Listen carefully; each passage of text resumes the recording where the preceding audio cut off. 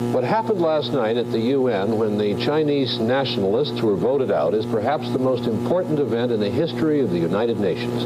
It means that Communist China, the most populous country in the world, will be able to join the UN, and the Chinese today are hinting that they will come in, and soon.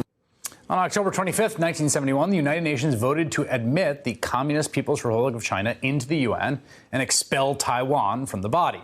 The extremely controversial and important vote was opposed by the Nixon administration, who wanted to keep their ally Taiwan in the United Nations and keep Communist China out. Well, after furious lobbying, the U.S. lost that vote, which is a huge deal, covered wall-to-wall on network television. Among the images shown were celebrations in the UN General Assembly from countries that supported China over Taiwan. And that was apparently enough to enrage none other than Ronald Reagan, then the governor of California, who picked up the phone to give President Richard Nixon some incredibly offensive thoughts.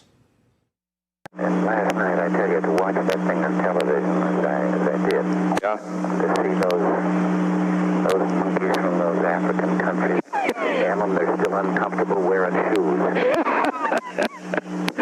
Well, and then the tail wags the dog there, doesn't it? Yeah. The tail wags the dog.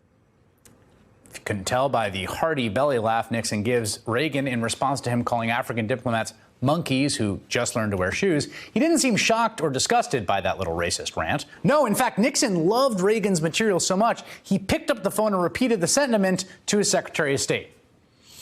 I, for example, just had a call from Reagan, California, and he's been out there and so forth, and as you can imagine, there's strong feeling that we just shouldn't. As he said, he saw these cannibals on television last night, and he said they weren't even wearing shoes, and he says here the United States is going to submit its fate to that, and so forth and so on, but that's typical of a reaction which is probably quite strong. Oh, yeah, just focus grouping Ronald Reagan as like what the reaction is in the country.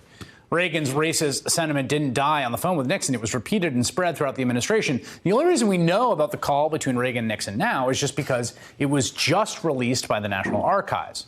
Thanks to a Nixon historian who reported on this new tape for The Atlantic, discovering that, quote, when the National Archives originally released the tape of this conversation back in 2000, the racist portion was apparently withheld to protect Reagan's privacy. So for almost 20 years, we didn't have this pretty important piece of information about how Ronald Reagan thought about the world. Ronald Reagan, the sainted conservative hero, who is largely responsible for popularizing the term and concept of the welfare queen. We've have had tapes of Nixon saying extremely racist things for years. He was also a notorious and vile anti-Semite. And it's not just these two men. The racial politics of the post-Goldwater conservative movement have been pretty bad for decades before Trump ever got into the White House. The old two-step was that these kinds of things, the things Reagan and Nixon said, were said behind the scenes, and they used code out in public. Donald Trump, well, he just tweets it all out. Hey there, I'm Chris Hayes from MSNBC. Thanks for watching MSNBC on YouTube. If you want to keep up to date with the videos we're putting out, you can click subscribe just below me, or click over on this list to see lots of other great videos.